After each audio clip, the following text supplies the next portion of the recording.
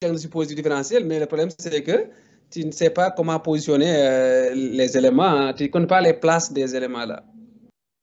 Parce que quand tu dis diagnostic positif, par exemple, comme je t'ai dit hier, c'est 6% découvert d'abord. Pourquoi les parents amènent l'enfant à l'hôpital? C'est parce que l'enfant, il regurgite, il ressort ce qu'il a mangé. Il faut préciser l'aspect de ce que l'enfant sort. Des fois, c'est du lait caillé qui sort. En tout cas, c'est vraiment c'est du lait qui sort là. Du lait caillé qui survient un peu à distance des repas, et sans effort, ou lorsque l'enfant change de position, qu'il le fasse là. Ou bien vous voyez l'enfant, en fait, ou bien l'enfant amené en consultation parce que c'est devant des complications. C'est un enfant qui refuse de boire son biberon, c'est un enfant qui devient très irritable, un enfant qui est très grognon. Les parents amènent à l'hôpital pour ça. Ou bien c'est un enfant qui ne prend pas du poids. Ça, c'est les complications des trucs là. C'est ça qui amène les enfants en consultation. Ça, c'est les circonstances de découverte. Diagnostic positif, premier élément, c'est circonstances de découverte. Deuxième élément, c'est examen. Examen clinique avec interrogatoire et examen physique. Tu n'as pas mis de circonstances de découverte. Oui. C'est ce qui amène les parents à l'hôpital. Ou bien, comment on découvre là. Ce qui fait que ça, tu aurais dû commencer d'abord par ça. Le petit 1, tu aurais dû mettre circonstances de découverte. C'est des parents qui amènent leurs enfants parce qu'ils vomissent, ils ressortent ce qu'ils ont mangé, ou bien parce qu'ils sont irritables, ils pleurent beaucoup, ou bien parce qu'ils refusent le biberon, ou bien parce qu'il y a du sang qui est sorti, ils ont fait une petite hématomèse. C'est pour cela que les parents amènent les enfants, ou bien il faut des études à répétition. Les parents amènent les enfants à l'hôpital pour ça.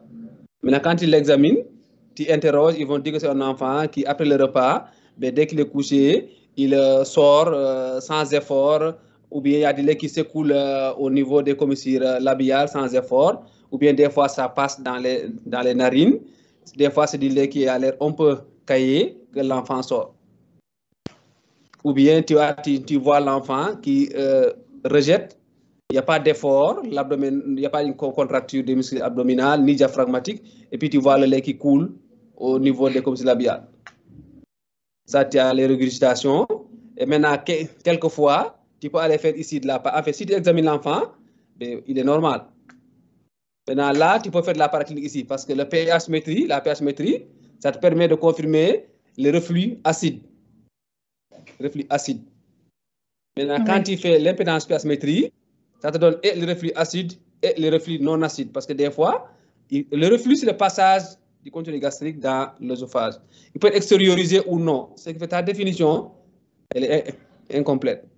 Ça peut être extériorisé ou non. C'est inactif aussi. C'est un passage inactif, sans effort, ou bien sans participation des muscles abdominaux, l'appareil abdominal, qui se fait là. Ce qui fait que ça est incomplète. Maintenant, dans ces cas-là, tu peux avoir besoin aussi de faire une pH-métrie ou bien une pH-métrie.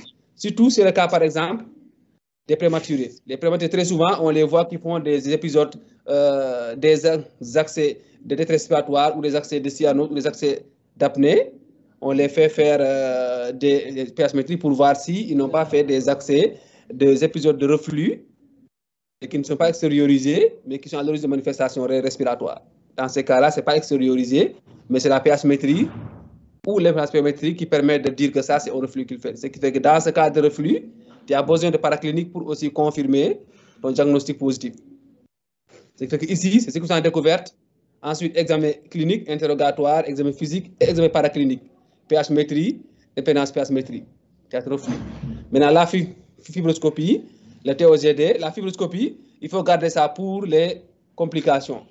Les autres examens TOGD, il faut garder ça pour la recherche étiologique. C'est ça, ce qui fait que si on revient sur le cours, le plan il est bien, mais tu as des problèmes pour positionner les différents éléments du cours. Le contenu plus ou moins il est bon, mais c'est le positionnement du contenu qui n'est pas bien. La définition elle est incomplète. Il faut la compléter la définition. Il faut ressortir l'aspect passif inactif. Il faut ajouter la notion d'inactif, de passif, ça est un truc, et sans absence de participation des muscles de l'appareil abdominal. Ça aussi, il faut que ça soit clair dès le début. L'épidémiologie, c'est bien ce que tu as fait. Le rappel anatomique aussi, c'est bien. Ça aussi, c'est bien.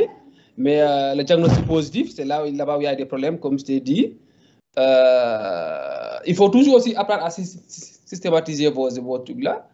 Comme tu as dit aussi, reflux physiologique, ça c'est physiologique, c'est un enfant qui reflue. Il ne faut pas aussi avoir l'habitude de tomber sur le piège des parents. Ils vous disent qu'il vomit beaucoup, donc il vomit. Ou bien la quantité est abondante, ça passe dans les narines, ce n'est pas des vomissements, c'est des reflux. Moi, très souvent, j'ai des discussions avec les mères. Ils me disent l'enfant vomit tout ce qu'il mange, ou bien ça passe dans les narines. Lolo nekul gal wotchul. Je les dis toujours que la différenciation entre vomissement et RGO ne se fait pas sur la quantité. Ce n'est pas la quantité le volume, mais c'est plutôt le mécanisme qui les différencie. Il faut toujours vérifier est-ce qu'il y a une notion d'effort ou pas. S'il y a d'effort, c'est vomissement. S'il n'y a pas d'effort, c'est reflux.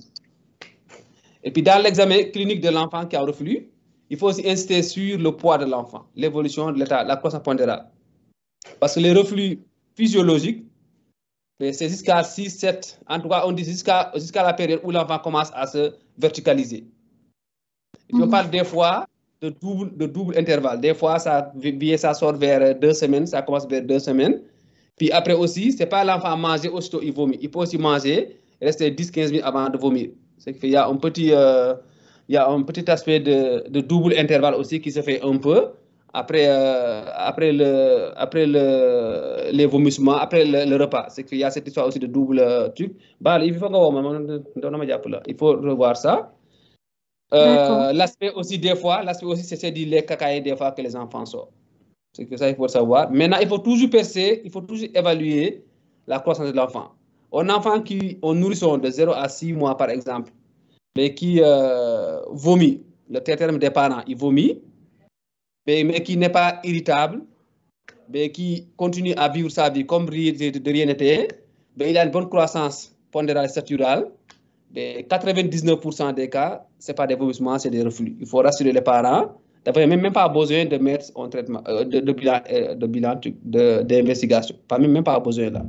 Rassurer les parents, l'enfant il vomit, il n'est pas irritable, il prend bien ses biberons. Tu as aussi oublié de dire dans les reflux pathologiques, en fait, l'enfant refuse le biberon. Il y a un refus de biberon. En tout cas, il refuse de manger.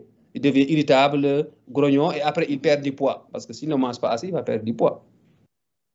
C'est que dans le reflux physiologique, il n'y a pas de perte pondérale, l'enfant grandit. Et si c'est des vomissements que l'enfant fait de façon chronique, il va aussi perdre du poids.